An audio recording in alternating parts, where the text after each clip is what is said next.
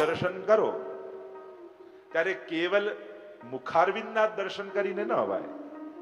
આપણે ત્યાં તો નખશિખ દર્શન છે. અને કેવલ શ્રીનાથજીના સ્વરૂપના જ નહીં, એમની કંદરામાં જેટલા ચિહ્નો બિરાજે છે એના પણ દર્શન કરવા જોઈએ. અને એમાં પણ તમે કોઈ મનોરથના દર્શન કરવા ગયા હો તો મનોરથના દર્શન કરવા જાઓ ત્યારે ખાલી ઠાકોરજીને જ ન જોવાય. એમાં ગોઠવેલી ગોપીઓ, સખાઓ, ગાયો, પક્ષીઓ, આ બધાના દર્શન કરવા જોઈએ. क्योंकि ठाकुर जी के मनोरथ के समय विराजमान ये जितने व्रजभक्त हैं, उन व्रजभक्तों का भी भगवान की तरह ही आदर और भाव करना चाहिए. केवल पुष्टि भक्ति भगवान की ही भक्ति नहीं है.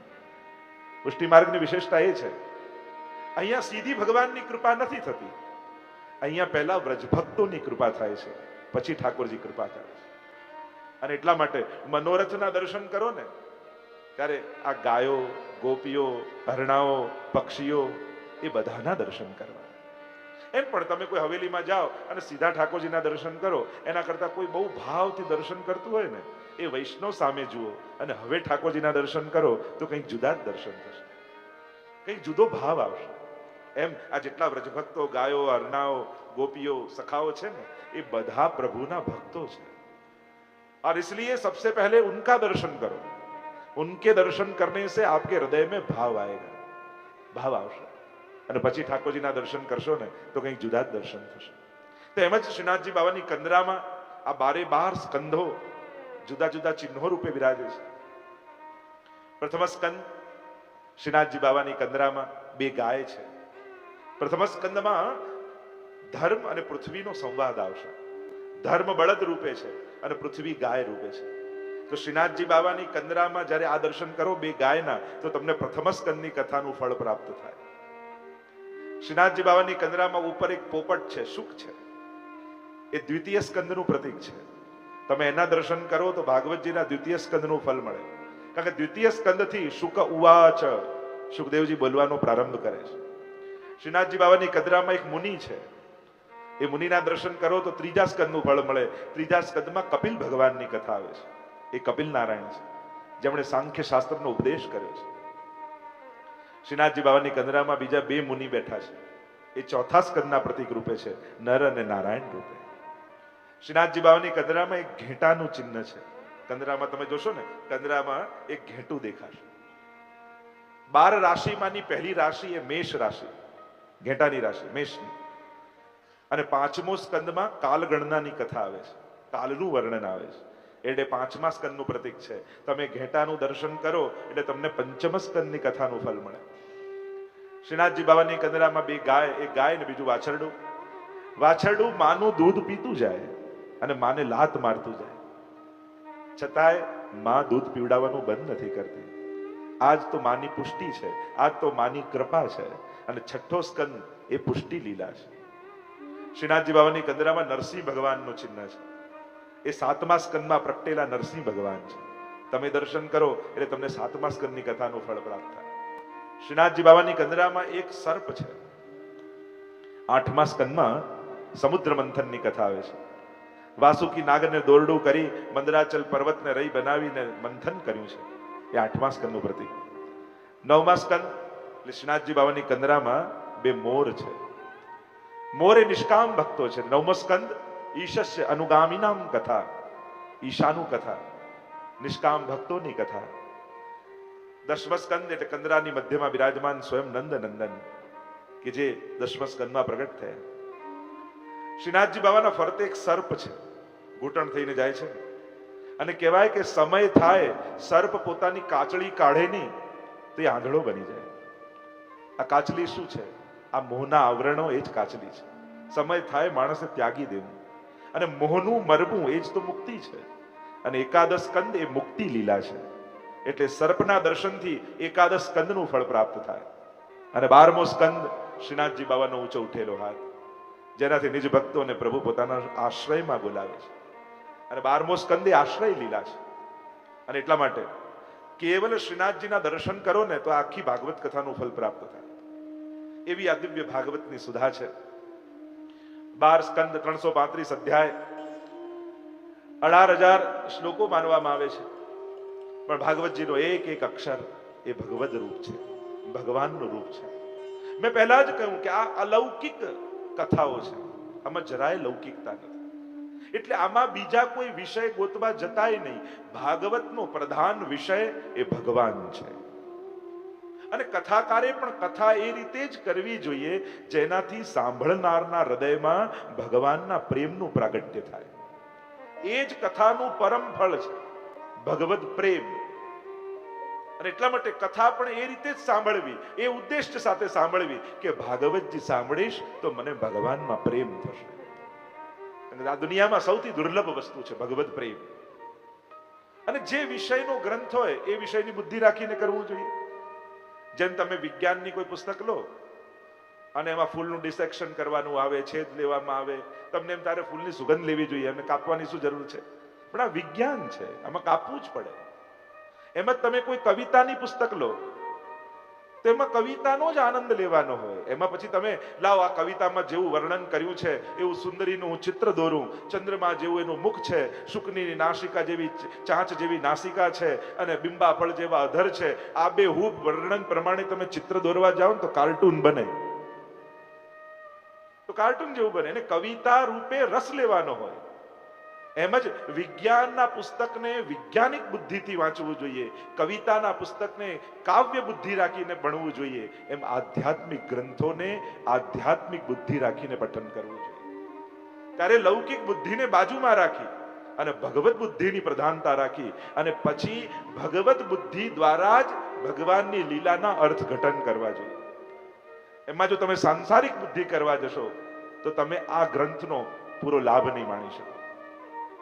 5 ફળ ભાગવતજીના કયા છે. ભાગવતજી સાંભળવાથી આ 5 ફળની પ્રાપ્તિ થાય.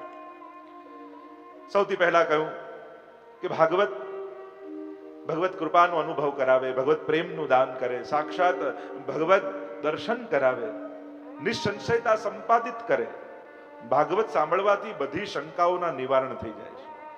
એટલે ભાગવતજીને એક વાક્યમાં જો સમજાવું તો શંકાથી સમાધાન સુધીની યાત્રા એ ભાગવત છે. શંકાથી શરૂઆત થાય. અને શંકા થવું એ કોઈ ખરાબ વસ્તુ નથી. જિજ્ઞાસા એ ખરાબ વસ્તુ નથી. ખરાબ છે શંકાનું સમાધાન કોઈ ગલત વ્યક્તિ પાસે લેવા જવું.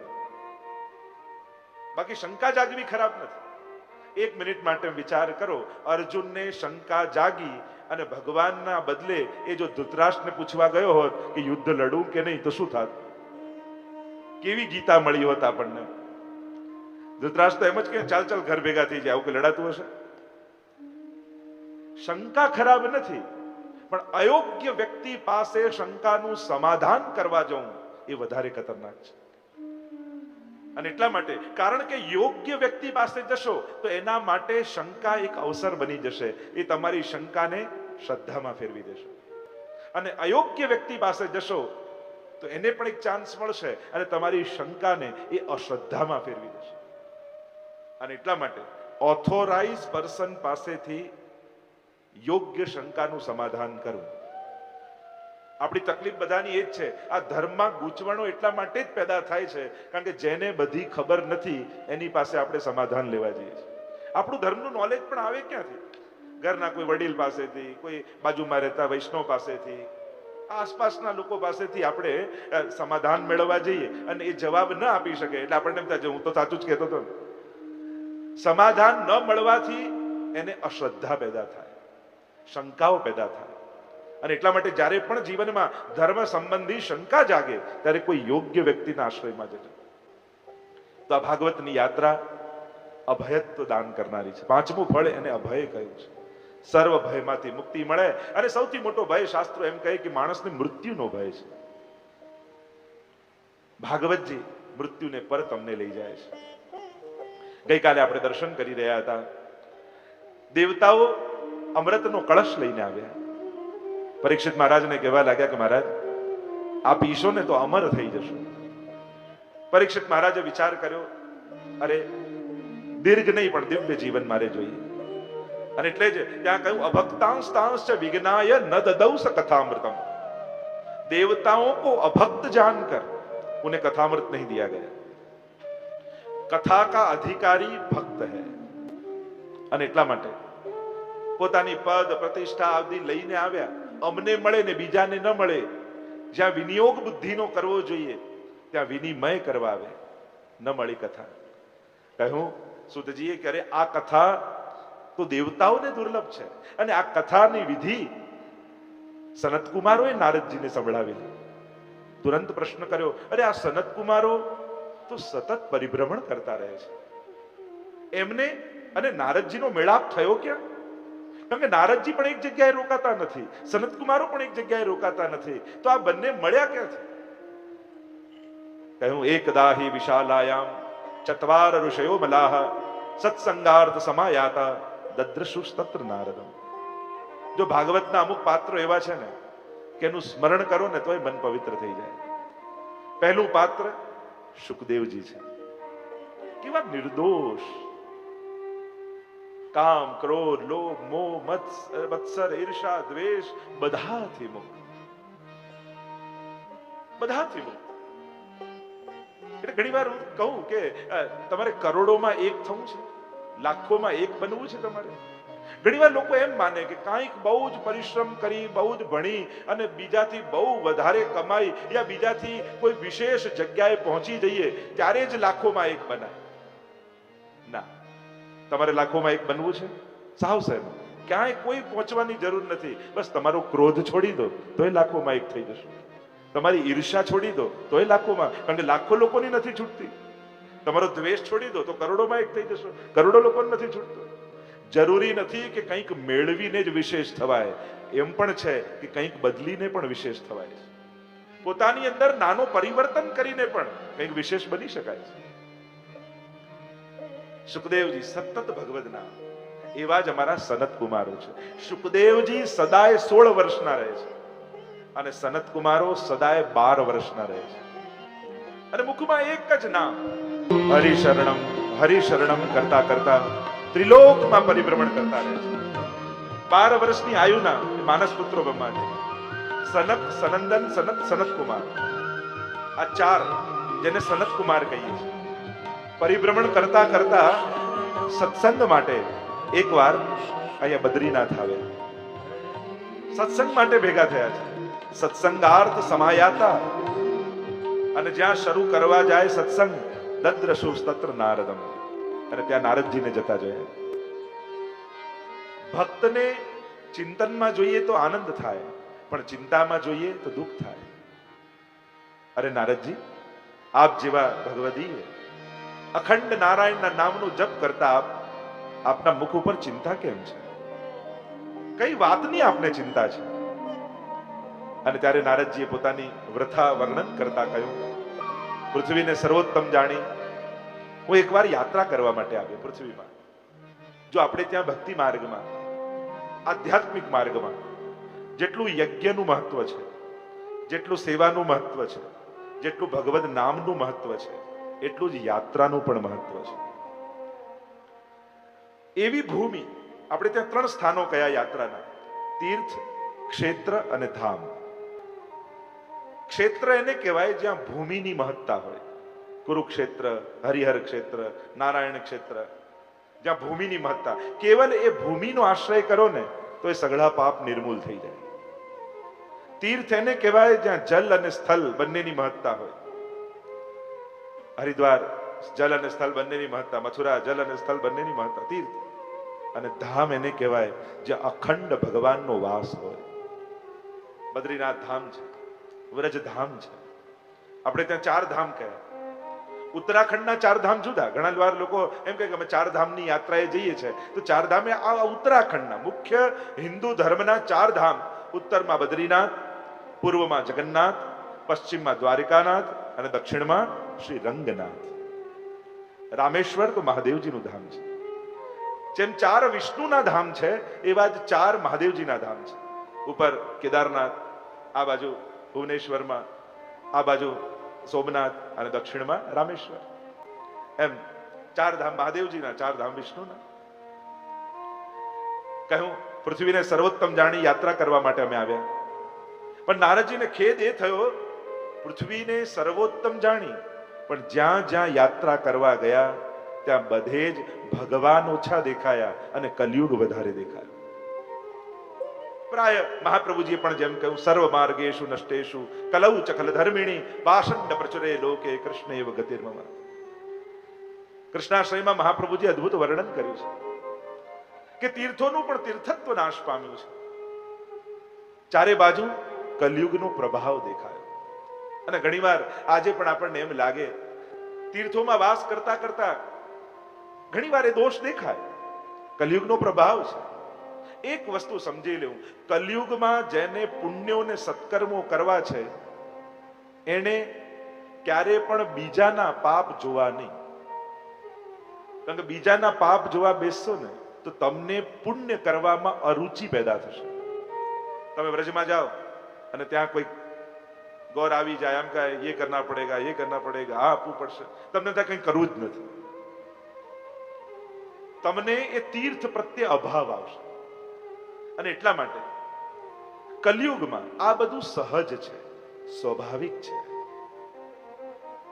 અને એટલા માટે આપણે આપણા સંકલ્પ ઉપર દ્રઢ રહી અને પછી સત્કર્મો કરવા. કારણ કે જેને સત્કર્મો કરવા છે એને સંજોગો અને વ્યક્તિ ઉપર પોતાની વિચારધારા આધારિત નહીં રાખવી. કારણ કે અનુકૂળ સંજોગ દેખાય તો જ સત્કર્મ કરવું, અનુકૂળ વ્યક્તિ દેખાય ત્યારે જ સત્કર્મ થાય, તો સત્કર્મ કરી નહીં શકો. ઘણી વાર લોકો કલયુગમાં ફરિયાદ કરતા, મેં આને આટલી આટલી મદદ કરી તોય પેલા મારી જોડે આમ કર્યું, હવે તો કોઈની મદદ જ નહીં કરવા. તમે પુણ્ય કરવાનું બંધ કરશો તો નુકસાન કોને જશે? તમને જ. એટલે કલયુગમાં એક ખોટા અનુભવ મેળવવાથી પોતાના પુણ્યો કરવાના કાર્યો બંધ નહીં કરી દેવા. કારણ કે અહીંયા કડવા અનુભવો થશે, એના માટે તૈયાર રહેવું. અને એ પણ છે ને, દરેકના હાથમાં પુણ્ય થોડી લખાયેલા હોય છે. જેમ તમારા હાથમાં પુણ્ય લખાયેલું હતું એટલે તમે બીજાને મદદ કરી શક્યા, પણ સામેવાળાના ભાગ્યમાં પુણ્ય કરવાનું નહોતું તો એ તમારી સાથે સારું ન કરી શક્યો. દરેક હાથમાં પુણ્યો લખાયેલા હોય એવું જરૂરી થોડી હોય છે. અને એટલા માટે પ્રભુએ તમને અવસર આપ્યો છે તો એ તકને ઝડપી લેજો. બીજાના દુષ્કર્મો જોઈ પોતાનું મન બગાડવું નહીં. બીજાના દુષ્કર્મો જોઈ પોતાના પુણ્યોથી દૂર ભાગવું નહીં. આપણે આપણી વિચારધારામાં દ્રઢ રહેવું. વ્યક્તિ ખરાબ હોઈ શકે છે, સ્વાભાવિક છે. બધા જ તમે સારું કરવા નીકળ્યા છો એટલે દુનિયામાં તમને બધા સારા જ લોકો મળશે એવી કલ્પનામાં ક્યારે રહેતા નહીં. મારે સારું કરવું છે, ગમે તેવા કડવા અનુભવ મને થાય, પણ મારે મારી વિચારધારાથી વિચલિત થવું નથી. કારણ કે જો તમારી ઉત્તમ વિચારધારા, તમારા સત્કર્મો બીજાના કર્મ ઉપર, બીજાના વ્યવહાર ઉપર ડિપેન્ડ રહ્યા ને તો બહુ વાર સુધી તમે સત્કર્મ કરી નહીં શકો. અને એટલા માટે પોતાના પુણ્યો પ્રત્યે અરુચિ પેદા નહીં કરવી કોઈના કડવા અનુભવથી. કારણ કે દરેકના ભાગ્યમાં પુણ્યો લખાયેલા હોતા નથી. તમારા ભાગ્યમાં છે તો તમે કરતા જાઓ. છેતરનાર કરતા છેતરાવનાર હંમેશા સારો જ હોય છે. તમે તો કરી શક્યા ને સારું, બસ એનો આનંદ માણો. ચારે બાજુ કલયુગના લક્ષણ જોયા અને લક્ષણ જોતા નારદજી વર્ણન કરતા બોલ્યા, અનેક અનેક લક્ષણો બતાવ્યા છે કલયુગના. સત્ય જતું રહ્યું, તપ જતું રહ્યું, લોકો પેટ ભરવા માટે જીવવા લાગ્યા. અનેક લક્ષણો કલયુગના બતાવ્યા. અને આવું કલયુગમાં જ થાય છે એવું નથી. સતયુગ, ત્રેતા, દ્વાપર બધામાં બને છે. પણ કલયુગમાં પાપ તરફ માણસની દ્રષ્ટિ સ્વાભાવિક છે. સતયુગ અને કલયુગનો ફરક જે 100 અવગુણ હોય ને 1 ગુણ હોય ને તો સતયુગમાં એના ગુણની મહત્તા ગવાતી. અને કલયુગમાં 100 ગુણ હોય પણ 1 અવગુણ આવે ને તો કલયુગમાં એ અવગુણની પ્રધાનતા કહેવામાં આવે. સમય બદલાય એટલે માણસનો દ્રષ્ટિકોણ બદલાય છે. ગુલાબની એક ડાળી લો, સતયુગ વાળાને બતાવો તો એમ કે ચલો આટલા કાંટા ભલે રહ્યા, એક ગુલાબ તો ઉગ્યું. એ જ કલયુગ વાળાને બતાવો તો એમ કે એક ગુલાબ ઉગ્યું એમાં આટલા બધા કાંટા. વસ્તુ એક જ છે, જોવાના દ્રષ્ટિકોણ બદલાઈ જાય છે. સત્ય જતું રહ્યું, તપ જતું રહ્યું, પેટ ભરવા માટે લોકો જીવવા લાગ્યા. અનેક લક્ષણો નારદજીએ બતાવ્યા કે હું તો સર્વોત્તમ જાણીને આવ્યો હતો પૃથ્વીને, અને પૃથ્વીમાં આટલા બધા કલયુગના પ્રભાવ છે. દુર્ગુણો દેખાયા, મનમાં તાપ થયો છે. થયું અરે કન્યા વિક્રણો લોભા દંપતિ નામ ચકલકનમ. ઘરે ઘરે ક્લેશ દેખાયા, ઘરે ઘરે ઝઘડા દેખાયા. નારદજી ખિન્ન મનના થઈ ગયા. અરે હું શું વિચારીને આવ્યો ને શું નીકળ્યું? નારદજી કહેવા લાગ્યા કે હું પરિભ્રમણ કરતો કરતો વ્રજમાં આવ્યો અને યમુનાજીના કિનારા પરથી જઈ રહ્યો હતો. એટલામાં પાછળથી મને એક અવાજ સંભળાયો, ભો ભો સાધો ક્ષણમ તિષ્ઠ મત ચિંતામપી નાશય. હે મહાત્મન, ઉભા રહો, મારી ચિંતાનો વિનાશ કરો. પાછળ વળીને મેં જોયું તો નારદજી કહેવા લાગ્યા કે એક સ્ત્રી મને દેખાઈ અને કેવલ સ્ત્રી નહોતી, એના ખોળામાં બે વૃદ્ધ પુરુષો સૂતા હતા. અનેક સ્ત્રીઓ એને પંખો અને સેવા કરતા હતા. મેં પૂછ્યું, તમે કોણ છો? અને ત્યારે એ સ્ત્રીએ પોતાનો પરિચય આપતા કહ્યું, અહમ ભક્તિ, હું ભક્તિ છું. આ બંને વૃદ્ધ પુરુષો બીજા કોઈ નહીં, મારા બંને પુત્રો છે, જ્ઞાન અને વૈરાગ્ય. કાલ યોગે ને જર્જરો, કાલના પ્રભાવને કારણે આ બંને વૃદ્ધ થઈ ગયા. જગતમાં જોવા જાઓ તો માં વૃદ્ધ હોય ને દીકરાઓ યુવાન હોય. અહીંયા તો ઊંધું થયું, હું યુવાન થઈ ગઈ વ્રજના સ્પર્શ માત્રથી.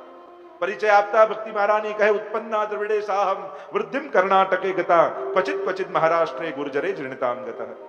હું દ્રવિડ દેશમાં ઉત્પન્ન થઈ, કર્ણાટકમાં વૃદ્ધિ પામી, મહારાષ્ટ્રમાં ક્યાંક ક્યાંક પૂજાઈ, પણ ગુજરાતમાં આવીને હું ગરડી થઈ ગઈ. પણ જ્યાં હું વૃંદાવનમાં આવી, આ વૃંદાવનની ભૂમિનો એવો પ્રભાવ, એના સ્પર્શ માત્રથી હું યુવાન થઈ ગઈ. કારણ કે વ્રજની ભૂમિ એ સાધારણ ભૂમિ નથી. વ્રજની ભૂમિ એ આ પૃથ્વીનો ભાગ નથી. વરા પુરાણ આદિમાં વર્ણન આવે છે કે આ પૃથ્વી જ્યારે પ્રલયમાં ડૂબી જાય ત્યારે પણ વ્રજ પ્રદેશ ડૂબતો નથી.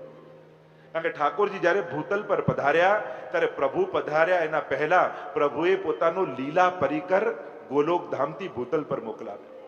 આ વૃંદાવન, શ્રી યમુનાજી, ગિરિરાજજી, આ વ્રજ ભક્તો, આ બધા સાક્ષાત ગોલોક ધામથી ભૂતલ પર આવ્યા છે.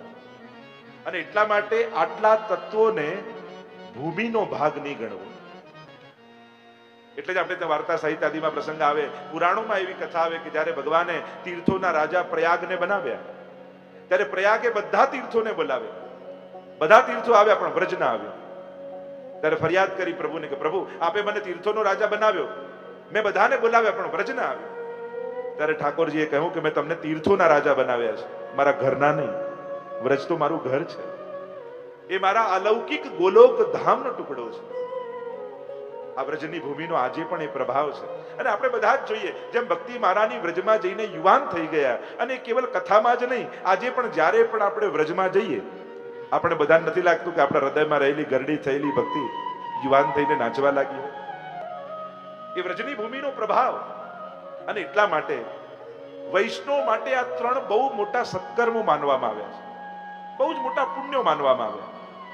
એક, દરેક વૈષ્ણવે જીવનમાં એકવાર ગૌદાન જરૂર કરવું.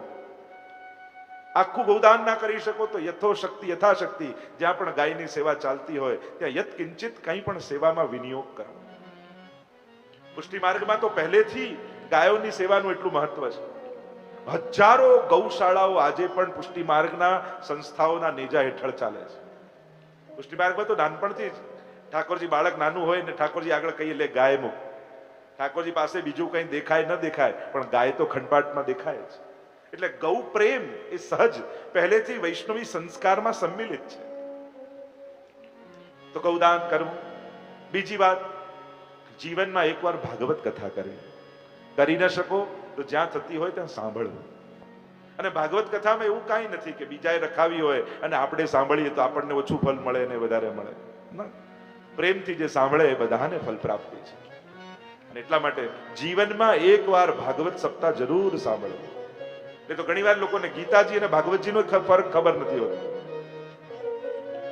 પેલું ભાગવતજી એ જ ને કે જે અર્જુનને ભગવાને સંભળાવ્યું, એ ગીતાજી કહેવાય. આ સુખદેવજીએ પરીક્ષિતને કહ્યું. અને ત્રીજું મોટું પુણ્ય, એકવાર વ્રજયાત્રા જરૂર કરવી. આ વૈષ્ણવી જીવનના આ ત્રણ બહુ મોટા સત્કર્મો કયા છે આપણે ત્યાં. અને વ્રજયાત્રા એટલે 40 દિવસ જ નહીં, ભલે 7 દિવસ જાઓ, 10 દિવસ જાઓ. અરે એક પલક જો રહીએ વૃંદાવન, એક પલક જો રહીએ. વ્રજની ભૂમિમાં આજે પણ એના પ્રત્યેક એ હવાના ઝોકાની સાથે ઠાકોરજીના વેણુનો નાદ ગુંજી રહ્યો છે. આજે પણ જ્યાં જ્યાં પગ મૂકતા હોઈએ ત્યાં આપણને એમ લાગે કે આ ભૂમિનો ઠાકોરજી સ્પર્શ કરેલો છે. એવો રોમાંચ આપણા બધાના હૃદયમાં થઈ જાય. વ્રજની ભૂમિની એ મહત્તા છે, એ આનંદની ભૂમિ છે. ત્યાં જતાની સાથે જ આનંદ વ્યાપી જાય. ઘણી વાર લોકો આમ 40 દિવસની યાત્રા કરવા જાય ને એટલે ત્યાં થોડી અવ્યવસ્થા જુએ ને રહેવાની ને બધી પ્રસાદની બધી વ્યવસ્થા ન હોય એટલે એમ થઈ જાય કે એકવાર યાત્રા થઈ ગઈ બીજી વાર તો નહીં અમારે. તો પાછા યાત્રા પૂરી થાય ને ગામમાં આવે ને અને બધા સંબંધીઓ મળવા આવે, વૈષ્ણવ મળવા આવે, પૂછે કેમ યાત્રામાં કેમ? અરે ત્યાં તો સવારે 4 વાગે ઉઠી અમે ચાલવા જતા, બેઠકજી કરતા, જારી ભરતા, એવો આનંદ કરતા. પાછા કે બોલતા બોલતા એમ કે ઠાકોરજી કૃપા કરે તો પાછું એકવાર યાત્રા કરવા જવું છે, એવી લાલસા. ભક્તિ મહારાની કહેવા લાગ્યા, નારદજી વૃંદાવનમાં આવીને હું તો યુવાન થઈ ગઈ, રાધે રાધે કરનારા બ્રજમાં ઘણા મળ્યા, પણ જ્ઞાન અને વૈરાગ્યનો તો ત્યાં પણ કોઈ ગ્રાહક ન મળ્યો. મારા બંને પુત્રો વૃદ્ધ થઈ ગયા છે. કારણ કે ભક્તિને જ્યાં સુધી જ્ઞાન અને વૈરાગ્ય વૃદ્ધ હોય ત્યાં સુધી આનંદ નથી આવતો. ભક્તિની પ્રસન્નતા માટે જ્ઞાન અને વૈરાગ્ય બંને યુવાન હોવા જોઈએ. નારદજી આપ કોઈ ઉપાય કરો. નારદજીએ ખૂબ કોશિશ કરી, ઉપનિષદોના મંત્રો બોલ્યા, ગીતાજીનો પાઠ કર્યો, વેદ મંત્રોના ઉચ્ચારણ કર્યા. આળસ મરડીને જ્ઞાન અને વૈરાગ્ય ઉભા થાય ને પાછા સુઈ જાય.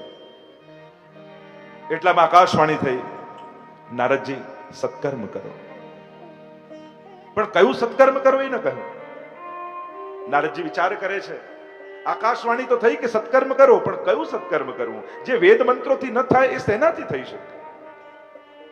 ભક્તિ મહારાનીને વચન આપ્યું છે કે હું આપના દુઃખનું નિવારણ કરીશ, આપને વચન આપું છું. ભક્તિ મહારાની કહેવા લાગ્યા, પણ આ કલયુગનો પ્રભાવ આવો કેમ આવ્યો કે આવી દશા થઈ? કહ્યું, યત ફલમ નાસ્તિ તપસા ન યોગે સમાધિનામ તત ફલમ લભતે સમ્યક કલૌ કેશવ કીર્તનાથ. સારગરી રાજા હતા અને કલયુગનો આવો સદગુણ જોયો કે જે અન્ય યુગોમાં યજ્ઞ યાગાદિથી થાય, કલયુગમાં તો કેવલ પ્રભુના નામ લેવા માત્રથી થાય છે. અને એટલા માટે કલયુગને રહેવા દીધો. હું આપને વચન આપું છું કે આપના દુઃખનું નિવારણ કરીશ. અને આ દુઃખના નિવારણની ચિંતામાં નારદજી પરિભ્રમણ કરી રહ્યા છે. અને અહીંયા સનત કુમારો સાથે એમનો મેળાપ થયો. સનત કુમારો કહેવા લાગે, નારદજી આટલી વાતમાં દુઃખી કેમ છો? તમારા દુઃખનો ઉપાય અમારી પાસે છે. નારદજી તો પ્રસન્ન થઈ ગયા. અરે શું ઉપાય છે? જલ્દી બતાવો. હું વચન આપીને આવ્યો છું ભક્તિ મહારાનીને કે ચોક્કસ તમારા દુઃખનું નિવારણ કરીશ. સનત કુમારો કહેવા લાગ્યા, જે વેદ મંત્રોથી ન થાય એ કાર્ય કેવલ ભાગવત કથાથી થઈ જાય છે. નારદજી તમે ભાગવત સપ્તાહ કરો.